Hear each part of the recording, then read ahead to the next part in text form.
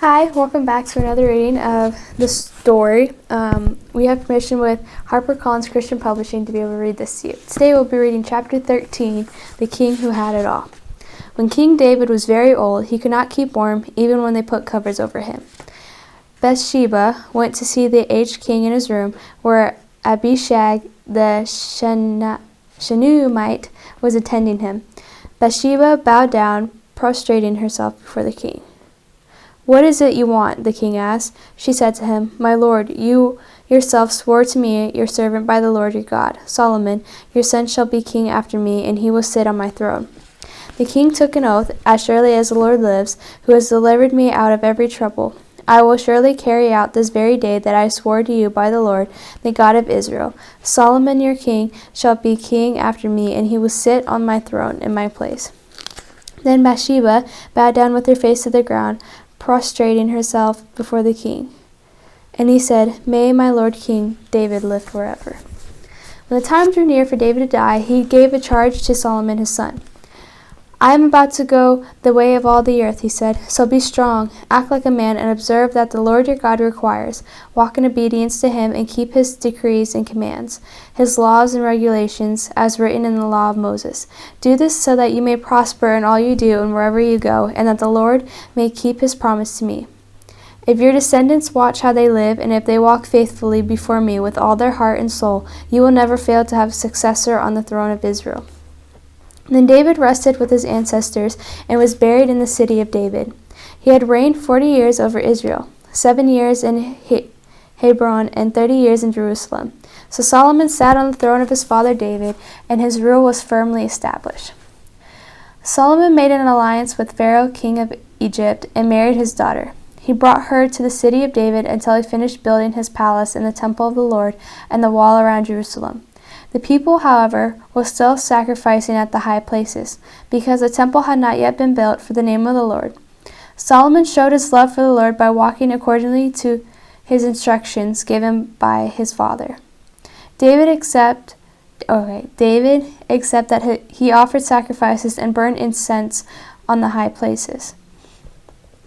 And the king went to Gibeon to offer sacrifices, for that was the most important high place, and Solomon offered 1,000 burnt offerings on that altar. At Gibeon, the Lord appeared to Solomon during the night in a dream, and God said, "Ask for whatever you want me to give you." Solomon answered, "You have shown great kindness to your servant, my father David, because he was faithful to you and righteous and upright in heart. You have continued this great kindness to him, and have given him a son to sit on his throne this very day. Now, Lord my God, you have made your servant king in place of my father David, but I am only a little child and do not know how to carry out my duties. Your servant is here among the people you have chosen, a great people, too numerous to count or number. So give your servant a discerning heart to govern your people and to distinguish between right and wrong. For who is able to govern this great people of yours?" And the Lord was pleased with Solomon had asked for this. So God said to him, "Since you have asked for this and not for long life or wealth for yourself, nor have asked for the death of your enemies, but for your discernment and administrating justice, I will do what you have asked. I will give you a wise and discerning heart, so that there will never have been anyone like you, nor will there ever be. Moreover, I will give you what you have not asked for, both wealth and honor, so that in your lifetime you will have no equal among kings. And if you walk in obedience to me and keep my decrees and commands, as David your father did, I will give you a long life." Then Solomon awoke, and he realized it had been a dream. He returned to Jerusalem, stood before the ark of the Lord's covenant, and sacrificed burnt offerings and fellowship offerings. Then he gave a feast for all his court. Oh my goodness! Now 2 prostitutes came to the king and stood before him. One of them said, "Pardon me, my lord. This woman and I live in the same house, and I had a baby while she was there with me. The 3rd day after my child was born, this woman also had a baby. We were alone. There was no one in the house but the 2 of us. During the night, this woman's son died because she lay on him. So she got up in the middle of the night and took my son from my side while I, your servant, was asleep. She put him by her breast and put her dead son by my breast. The next morning I got up to nurse my son, and he was dead. But when I looked at him closely in the morning light, I saw that it wasn't the son I had borne." The other woman said, "No, the living one is my son, the dead one is yours." But the first one insisted, "No, the dead one is yours, the living one is mine." And so they argued before the king. The king said, "This one says, 'My son is alive and your son is dead,' while the other one says, 'No, your son is dead and mine is alive.'" Then the king said, "Bring me a sword." So they brought a sword for the king. He then gave an order, "Cut the living child in two and give half to one and half to the other." The woman whose son was alive was deeply moved out of love for her son and said to the king, "Please, my lord, give her the living baby. Don't kill him." But the other said, Neither I nor you shall have him. Cut him in two." But the king gave his ruling, "Give the living baby to the first woman. Do not kill him. She is his mother." When all Israel heard the verdict the king had given, they held the king in awe, because they saw he had wisdom from God to administrate justice. The people of Judah and Israel were as numerous as the sand on the seashore. They ate, they drank, and they were happy. And Solomon ruled over the kingdoms from the Euphrates river to the land of the Philistines, as far as the border of Egypt. These countries brought tribute and were Solomon's subjects all his life. God gave Solomon wisdom and very great insight, and a breadth of understanding as measureless as the sand on the seashore. Solomon's wisdom was greater than the wisdom of all the people of the East, and greater than all the wisdom of Egypt. He was wiser than anyone else, including Ethan the Izahirite, wiser than Herman, Calcol, and Darda, the sons of Mahol. And his fame spread to all the surrounding nations. He spoke 3,000 proverbs, and his songs numbered 1,005. He spoke about plant life, from the cedar of Lebanon to the hyssop that grows out of walls. He also spoke about animals and birds, reptiles and fish. From all the nations, people came to listen to Solomon's wisdom, sent by all the kings of the world who had heard of his wisdom. Solomon's name is synonymous with wisdom. I'm sorry if I butcher these. In part due to the collection of his sayings contained in the famous book of Proverbs. Touching on many life issues, these catchy couplets offer practical insight into what it means to fear God, to have good God-honoring relationships, and how to wisely handle finances, work, and life. The Proverbs of Solomon, son of David, king of Israel. For gaining wisdom and instructions, for understanding words of insight, for receiving instruction in prudent behavior, doing what is right and just and fair, for giving prudence to those who are simple. The fear of the Lord is the beginning of knowledge, but fools despise wisdom and instruction. My son, if you accept my words and store up my commands with you, turning your ear to wisdom, and applying your heart to understanding, indeed, if you call out for insight, and cry aloud for understanding, and if you look for it as for silver, and search for it as for hidden treasure, then you will understand the fear of the Lord, and find the knowledge of God. For the Lord gives wisdom, from his mouth come knowledge and understanding. Wisdom will save you from the ways of wicked men, from men whose words are preserved. My son, do not forget my teaching, but keep my commands in your heart, for they will prolong your life many years, and bring you peace and prosperity. Let love and faithfulness never leave you. Bind them around your neck. Write them on the tablet of your heart. Then you will win favor and good name in the sight of God and man. Trust in the Lord with all your heart, and lean not on your own understanding. On all your ways submit to him, and he will make your path straight. Do not be wise in your own eyes, for the Lord and shun evil. Or fear the Lord and shun evil. This will bring health to your body and nourishment to your bones. Honor the Lord with your wealth, with the first fruits of all your crops. Then your barns will be filled to overflowing, and your vats will brim over with new wine. My son, do not despise the Lord's discipline, and do not resent his rebuke, because the Lord disciplines those he loves, as a father the son he delights in. Can a man walk on hot coals without his feet being scorched? So is he who sleeps with another man's wife. No one who touches her will go unpunished. A king's wrath strikes terror like the roar of a lion. Those who anger him forfeit their lives. It is to one's honor to avoid strife. but every fool is quick to quarrel.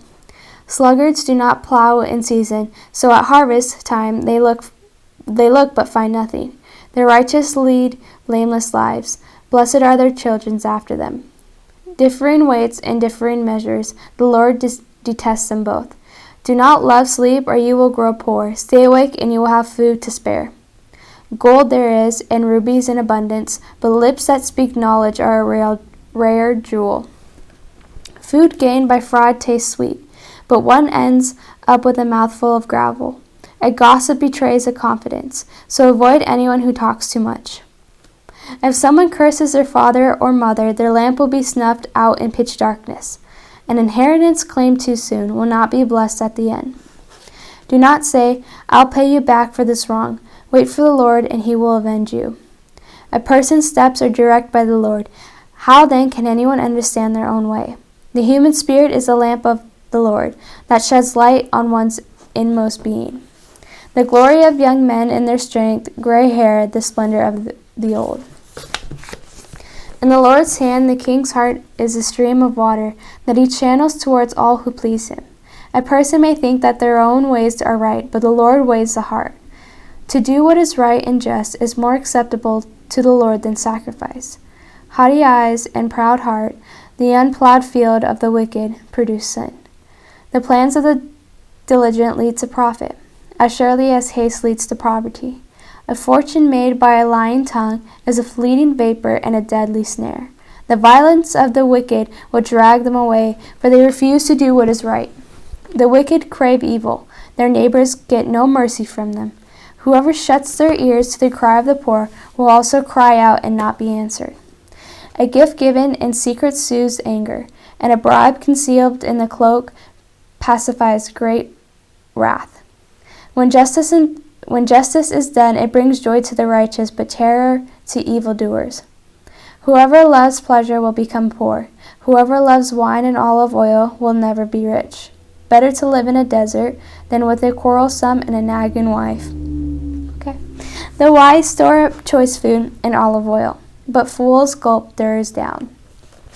Whoever pursues righteousness and love finds life, prosperity, and honor. Those who guard their mouths and their tongues keep themselves from calamity. The sacrifice of the wicked is detestable. How much more so when brought with evil intent? A false witness will perish, but a careful listener will testify successfully. There is no wisdom, no insight, no plan that can succeed against the Lord. The horse is made ready for the day of battle, but victory rests with the Lord. Because his father's military success had secured Israel's borders, King Solomon could focus on architecture and temple construction. If David's first approach to neighbors was to brandish a sword, Solomon's was to say a wise word and cut a good deal. David was a warrior king. Solomon was a brilliant general contractor. When Hiram, king of Tyre, heard that Solomon had been anointed king to succeed his father David, he sent his envoys to Solomon, because he had always been on friendly terms with David. Solomon sent back this message to Hiram. You know that because of the wars waged against my father David from all sides, he could not build a temple for the name of the Lord his God, until the Lord put his enemies under his feet. But now the Lord my God has given me rest on every side, and there is no adversary or disaster. I intend, therefore, to build a temple for the name of the Lord my God, as the Lord told my father David when he said, Your son, whom I will put on the throne in your place, will build the temple for my name. So give orders that cedars of Lebanon be cut for me. My men will work with yours, and I will pay you for the men whatever wages you set. You know that we have no one so skilled in felling timber as the Sidonians. When Hiram heard Solomon's message, he was greatly pleased, and said, Praise be to the Lord today, for he has given David a wise son to rule over this great nation. So Hiram sent word to Solomon. I have received the message you sent me, and will do all you want in providing the cedar and juniper logs. My men will haul them down from Lebanon to the Mediterranean Sea, and I will float them as rafts by sea to the place you specify. There I will separate them, and you can take them away, and you are to grant my wish by providing food for my royal household. Okay. In this way, Hiram kept Solomon supplied with all the cedar and juniper logs he wanted, and Solomon gave Hiram 20,000 cores of wheat as food for his household, in addition to 20,000 baths of pressed olive oil. Solomon continued to do this for Hiram year after year. The Lord gave Solomon wisdom just as he had promised him. There were peaceful relations between Hiram and Solomon, and the two of them made a treaty.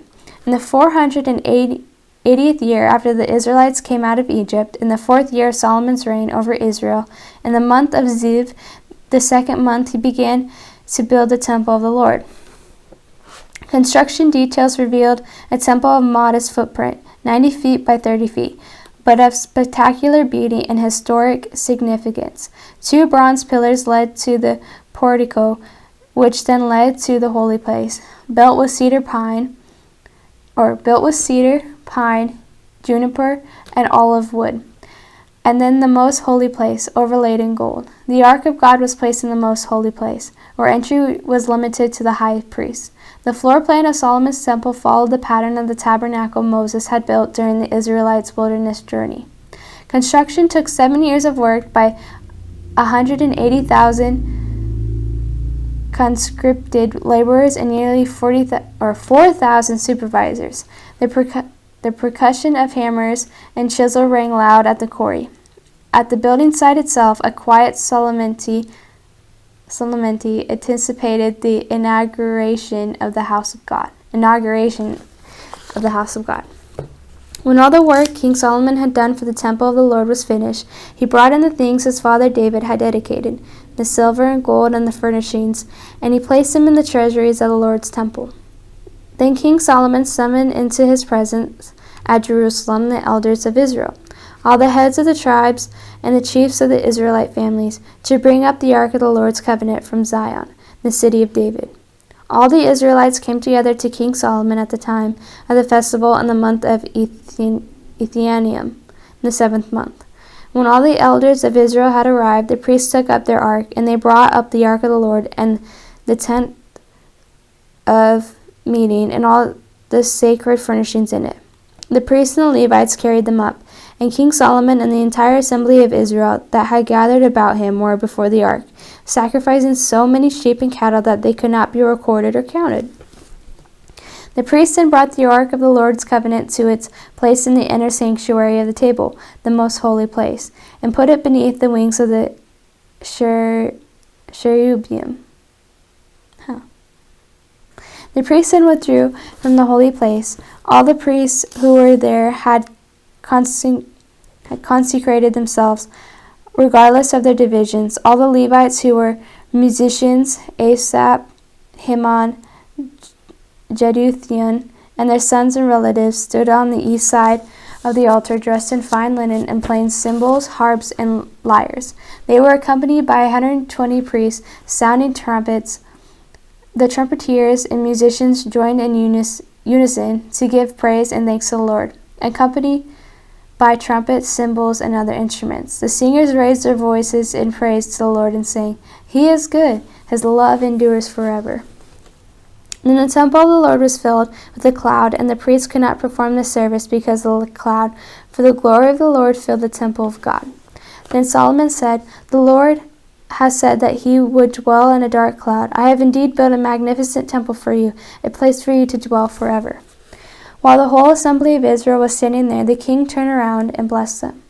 Then Solomon stood before the altar of the Lord in front of the whole assembly of Israel, spread out his hands towards heaven, and said, "Lord, the God of Israel, there is no God like you in heaven above or in earth below. You who keep your covenant of love with your servants, who continue wholeheartedly in your way. You have kept your promise to your servant David, my father. With your mouth you have promised, and with your hand you have fulfilled it, as it is today. But will God really dwell on earth? The heavens, even the highest heaven, cannot contain you. How much less this temple I have built, yet give attention to your servant's prayer and his plea for mercy. Lord my God, hear the cry and the prayer that your servant is praying in your presence this day. May your eyes be open toward this temple night and day, this place of which you said, my name shall be there, so that you will hear the prayers your servant prays toward this place. Hear the supplication of your servant and of your people Israel when they pray toward this place. Hear from heaven your dwelling place, and when you hear, forgive. Now, my God, may your eyes be open and your ears attentive to the prayers offered in this place. Now arise, Lord God, and come to your resting place, you and the ark of your might. May your priests, Lord God, be clothed with salvation. May your faithful people rejoice in your goodness. Lord God, do not reject your anointed one. Remember the great love promised to David, your servant. When Solomon finished praying, fire came down from heaven and consumed the burnt offering and the sacrifices, and the glory of the Lord filled the temple. The priests could not enter the temple of the Lord because the glory of the Lord filled it. When all the Israelites saw that fire coming down and the glory of the Lord above the temple, they knelt on the pavement with their faces to the ground, and they worshipped and gave thanks to the Lord, saying, He is good, his love endures forever. When Solomon had finished all these prayers and supplications to the Lord, he rose from before the altar of the Lord, where he had been kneeling, with his hands spread out toward heaven. He stood and blessed the whole assembly of Israel in a loud voice, saying, Praise be to the Lord, who has given rest to his people, Israel, just as he promised. Not one word has failed of all the good promises he gave through his servant Moses. Excuse me. May the Lord our God be with us as he was with our ancestors. May he never leave nor forsake us.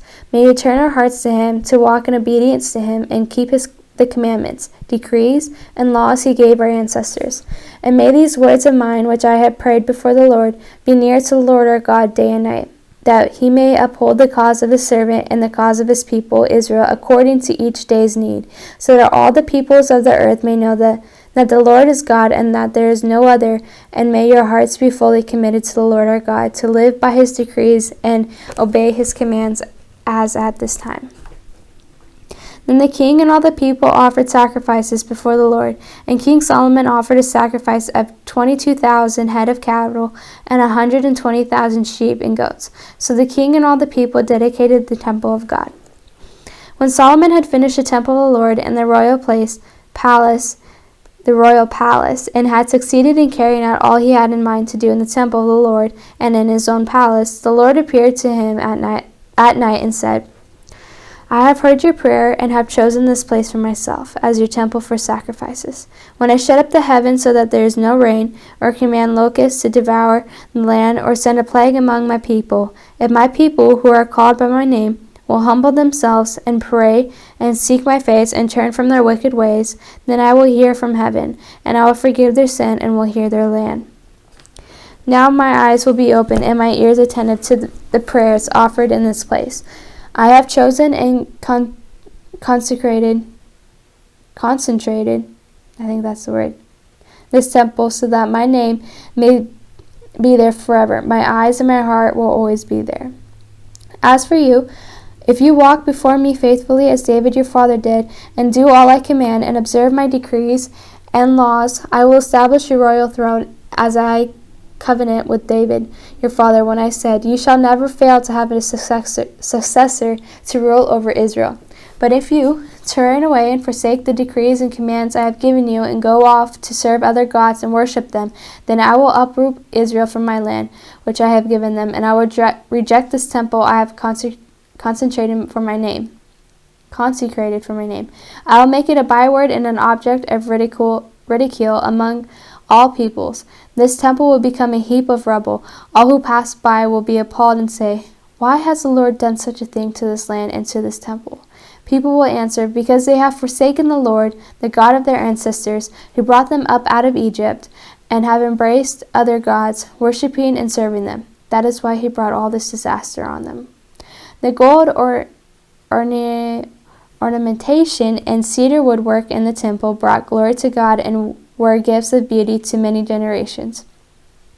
But God reminded Solomon that faithfulness, integrity of heart, uprightness, and obedience were what he desired even more.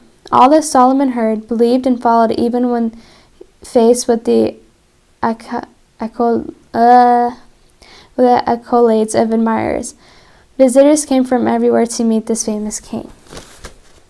When the Queen of Sheba heard about the famous Solomon and his relationship to the Lord, she came to test Solomon with hard questions. Arriving at Jerusalem with a very great caravan with camels carrying spices, large quantities of gold, and precious stones, she came to Solomon and talked with him about all that she had on her mind. Solomon answered all her questions. Nothing was too hard for the king to explain to her. When the Queen of Sheba saw all the wisdom of Solomon and the palace he had built, the food on his table, the seating of his officials, the attending servants in their robes, his cupbearers, and the burnt offerings he made at the temple of the Lord, she was overwhelmed. She said to the king, "The report I heard in my own country about your achievements and your wisdom is true, but I did not believe these things until I came and saw with my own eyes. Indeed, not even half was told me. In wisdom and wealth you have far exceeded the report I heard. How happy your people must be. How happy your officials who continually stand before you and hear your wisdom. Praise be to the Lord your God, who has delighted in you and placed you on the throne of Israel. Because of the Lord's eternal love for Israel, he has made you king to maintain justice and righteousness." And she gave the king 120 talents of gold, large quantities of spices and precious stones. Never again were so many spices brought in as those the Queen of Sheba gave to King Solomon. King Solomon gave the Queen of Sheba all she desired and asked for, besides what he had given her out of his royal bounty. Then she left and returned with her to her own country. The weight of the gold that Solomon received yearly was 666 talents. Not including the revenues from merchants and traders, and from all the Arabian kings and the governors of the territories. King Solomon made 200 large shields of hammered gold. 600 shekels of gold went into each shield. He also made 300 small shields of hammered gold, with 3 minas of gold in each shield. The king put them in the palace of the forest of Lebanon. Then the king made a great throne covered with ivory and overlaid with fine gold. The throne had 6 steps, and its back had a rounded top. On both sides of the seats were armrests, with a lion stand beside each one. 12 lions stood on the 6 steps, one at either end of each step. Nothing like it had ever been made for any other kingdom. All King Solomon's goblets were gold, and all the household articles in the palace of the forest of Lebanon were pure gold.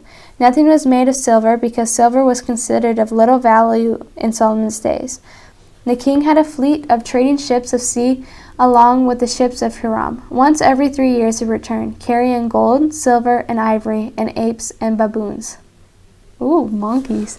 King Solomon was greater and richer in riches and wisdom than all the other kings of the earth. The whole world sought audience with Solomon to hear the wisdom of God had put in his heart.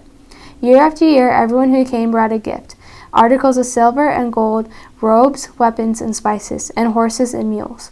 Solomon accumulated chariots and horses. He had 1,400 chariots and 12,000 horses, which he kept in the chariot cities and also with him in Jerusalem. The king made silver as common in Jerusalem as stones, and cedar as plentiful as sycamore fig trees in the foothills. Solomon's horses were imported from Egypt and from Cairo. The royal merchants purchased them from Cairo at the current place. They imported a chariot from Egypt for 600 shekels of silver and a horse for 150. They also exported them to all the kings of the Hittites and all of the Arameans. Okay. During Solomon's time, polygamy was considered normal, but was not sanctioned by God. Like other kings, Solomon had a large harem of wives, some of whom were from other nations. For Solomon, unfortunately, the irresistible draw of sweet perfume led to relaxing his guard against pagan worship as well. A bad decision from a fellow renowned for wisdom. It was the beginning of the end. King Solomon, however, loved many foreign women besides Pharaoh's daughter: Moabites, Ammonites, Edomites, Sidonians, and Hittites. They were from the nations about which the Lord had told the Israelites, "You must not intermarry with them, because they will surely turn your hearts after their gods." Nevertheless, Solomon held fast to them in love. He had 700 wives of royal birth and 300 concubines, and his wives led him astray. As Solomon grew old, his wives turned his heart after other gods, and his heart was not fully devoted to the Lord his God. As the heart of David, his father, had been, he followed Ashtoreth, the goddess of the Sidonians, and Molech, the detestable god of the Ammonites. I'm sorry. So Solomon did evil in the eyes of the Lord. He did not follow the Lord completely, as David his father had done. The Lord became angry with Solomon because his heart had turned away from the Lord, the God of Israel, who had appeared to him twice. Although he had forbidden Solomon to follow other gods, Solomon did not keep the Lord's command. So the Lord said to Solomon, "Since this is your attitude, and you have not kept my covenant and my decrees, which I commanded you, I will most certainly tear the kingdom away from you and give it to one of your subordinates. Nevertheless, for the sake of David your father, I will not do it during your lifetime. I will tear it out of the hand of your son. Yet I will not tear the whole kingdom from him, but will give him one tribe for the sake of David my servant, and for the sake of Jerusalem, which I have chosen." Well, thanks for staying and listening. I hope you have a wonderful rest of your day.